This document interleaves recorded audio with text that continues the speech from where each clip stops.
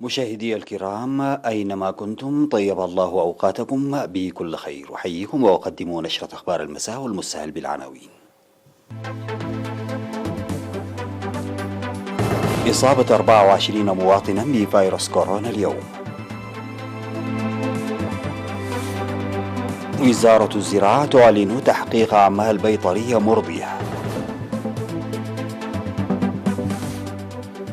استثمار كبير في التعليم خلال سنوات الاستقلال. أمريكا تفشل إصدار بيان بمجلس الأمن خاص بالصراع الفلسطيني الإسرائيلي. مقتل 10 مدنيين على الأقل في هجمات إرهابية بالكونغو الديمقراطية. وإعصار مدمر يضرب الهند المنهكة من جراء كورونا.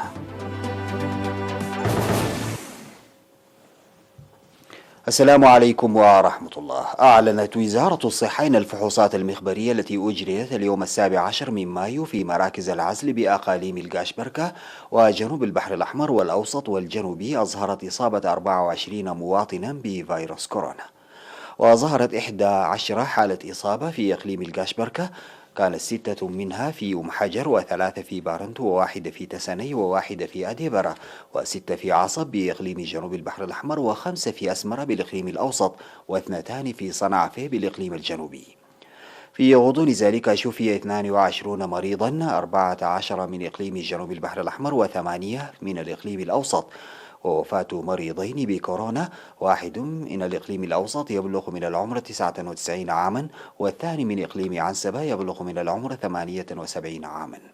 بهذا بلغ عدد المصابين بفيروس كورونا في البلاد حتى الآن 3868، شفي منهم 3676 وتوفي 14 مريضا، فيما لا يزال 178 مريضا يتلقون العلاج في المستشفيات.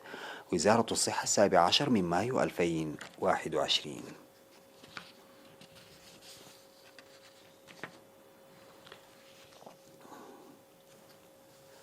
قالت وزارة الزراعة إن أعمال بيطرية مرضية تحققت في سنوات الاستقلال للسيطرة على الأمراض عامة والأمراض المنتقلة من الحيوان إلى الإنسان على وجه الخصوص، وبالتالي خفض نفوق المواشي.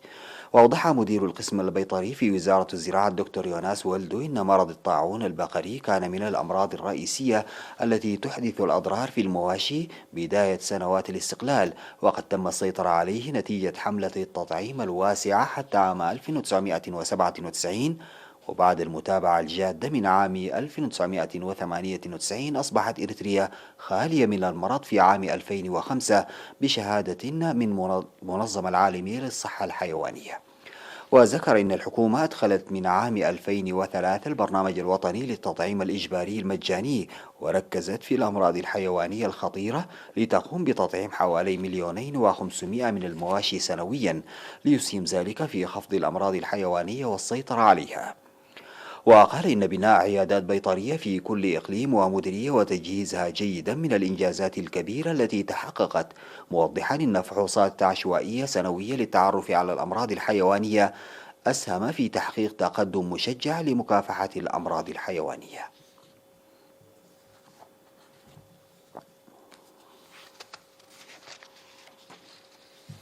ذكرت وزارة التعليم القيام باستثمار كبير في سنوات الاستقلال لتنمية القدرات البشرية أكاديميا ومهنيا. أوضحت الوزارة تنفيذ عمل جاد لإيصال الخدمات التعليمية إلى أبعد المناطق بموجب سياسة الحكومة لفتح رياض أطفال في كل قرية، والمدرسة الابتدائية كل 3 كيلومترات، والمتوسطة كل 5 كيلومترات، والثانوية كل 10 كيلومترات، والكليات والمدارس الفنية حسب الأهمية. وأفادت إن المدارس كانت عام 1991 في البلاد عامة 215 مدرسة، 44 في الإقليم الأوسط، و50 في إقليم الكاشبركة، و56 في إقليم عنسبة، و31 في الإقليم الجنوبي، و21 في إقليم شمال البحر الأحمر، و12 في إقليم جنوب البحر الأحمر، وكلية واحدة، والطلاب أقل من 200,000 طالب. ونتيجة للإجراءات المتخذة لتغيير ذلك الواقع، ارتفعت المدارس في الإقليم الأوسط إلى 152 مدرسة، وفي إقليم القاشبركة إلى 306، وإقليم عنسبة إلى 153، والإقليم الجنوبي إلى 304، وشمال البحر الأحمر إلى 172، وجنوب البحر الأحمر إلى 54 مدرسة، أي ما مجموعه 703 مدرسة ابتدائية و259 مدرسة ابتدائية ومتوسطة، و25 ابتدائية ومتوسطة وثانوية، و61 مدرسة متوسطة، و38 مدرسة متوسطة وثانوية، و45 مدرسة ثانوية، و10 مدارس فنية، و6 كليات، ليصل عدد المؤسسات التعليمية عامة إلى 1147، وعدد الطلاب إلى أكثر من 800 ألف طالب.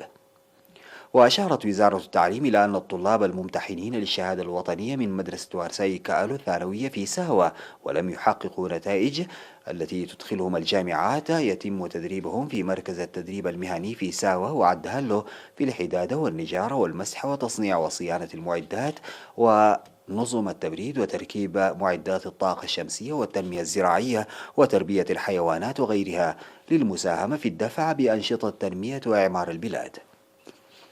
وأوضحت وزارة التعليم بأن عدد المواطنين الذين محوا أميتهم بلغ 85% على مستوى البلاد في إطار برنامج تعليم الكبار.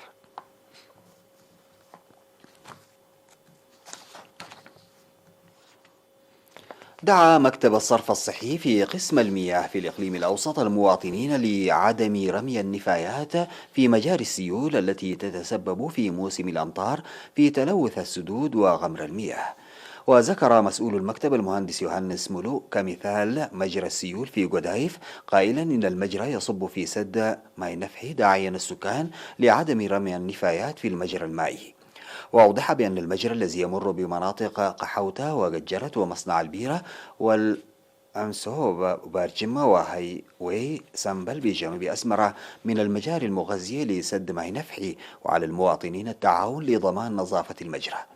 من جانبه دعا مسؤول قسم النفايات والنظافة في الإقليم الأوسط السيد حسن صالح إدارات المديريات والضواحي للقيام بأنشطة المراقبة للحد من رمي النفايات في مجاري المياه ومجاري الصرف الصحي والشوارع تحت جنح الظلام. وقال مدير ضاحية ماي عيني في مديرية قدايف توظيف عامل في النهار لمنع رمي النفايات في مجرى المياه، لكن عملية رمي النفايات تجري ليلا ويجري التفاهم مع الجهات المعنية للحد من الظاهرة. ويشير مكتب النفايات والنظافة وجود أكثر من 100 حاوية جمع نفايات صلبة و3 شاحنات نقل للحاويات و7 سيارات لجمع النفايات بالتجول في المنازل، وأكثر من 900 امرأة يعملن في نظافة الشوارع في مدينة أسمرة.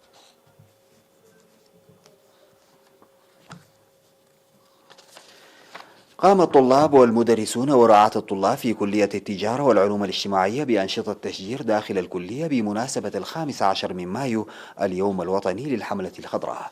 أوضح مسؤول الخدمات الاجتماعية لشؤون الطلاب الأستاذ مبرهتوم وجود أكثر من 8000 شجرة في الكلية، وإن النفير التشجير مواصلة للأنشطة التي تجري دوما يوم السبت. وذكر المشاركون في النفير وجود برنامج لتشجير الأماكن غير المشجرة في الكلية، مطالبين بتوفير أدوات العمل.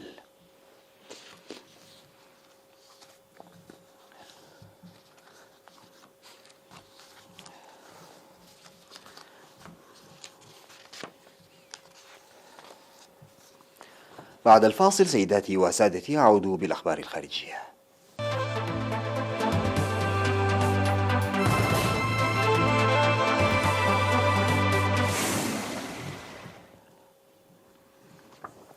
أعربت الصين عن أسفها لقيام الولايات المتحدة بعرقلة إصدار بيان لمجلس الأمن الدولي حول النزاع بين إسرائيل والفلسطينيين، مطالبة ببذل مزيد من الجهود الدولية لوقف دوامة العنف.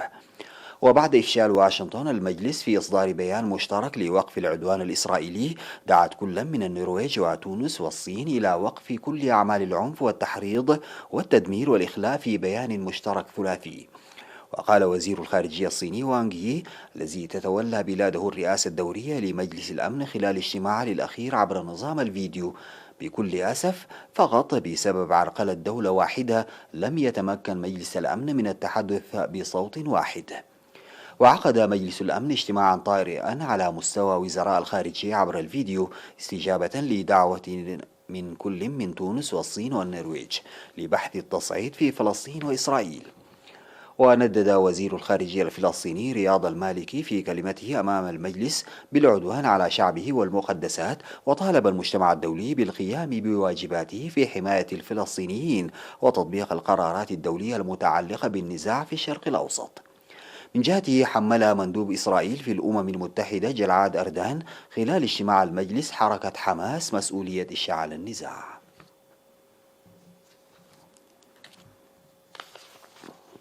قتل 10 مدنيين على الأقل في شرق الكونغو الديمقراطية في هجمات شنها مسلحون من تحالف القوى الديمقراطية.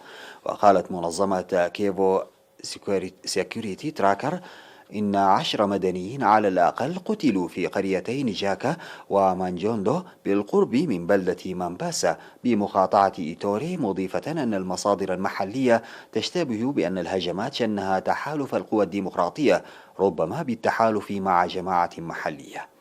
يذكر أنه منذ نوفمبر عام 2019 قتل أكثر من 1000 مدني في مدينة بيني ومحيطها مقاطعة شمال كيفو في هجمات اتهمت السلطات ميليشيا القوات الديمقراطية المتحالفة بالوقوف خلفها.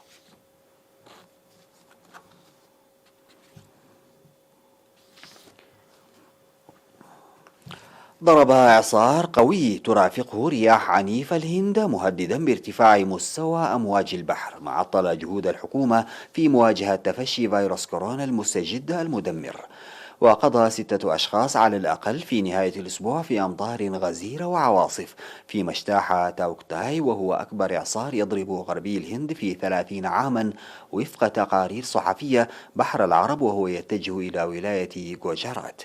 وقالت هيئة الأرصاد الهندية إن الإعصار البالغ الشدة ينتظر أن يصل اليابسة مع رياح تراوح سرعتها بين 155 إلى 165 كيلومترا في الساعة.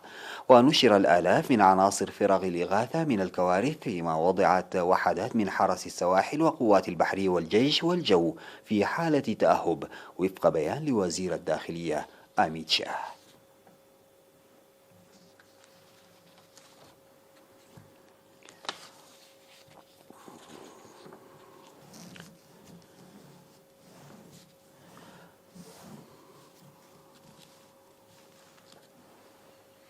فازت المكسيكية أندريا ميزا بلقب ملكة جمال الكون 2020 في ليلة المنافسة النهائية التي أقيمت في فلوريدا بالولايات المتحدة الأمريكية، وخلفت ميزا الجنوب إفريقية زوزيبيني تونزي التي تم تمديد حملها للقب بعد تأجيل المسابقة عام 2020 بسبب جائحة فيروس كورونا.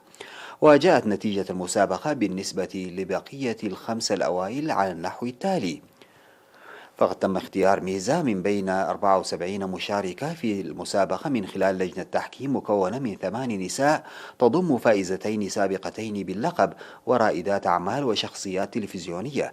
وقالت صحيفة إسبانية إن ميزا مهندسة برمجيات تبلغ من العمر 26 عاما جلبت لقب ملكة جمال الكون إلى المكسيك، وهي الثالثة التي تفوز بهذا اللقب بعد عامي 1991 و2010.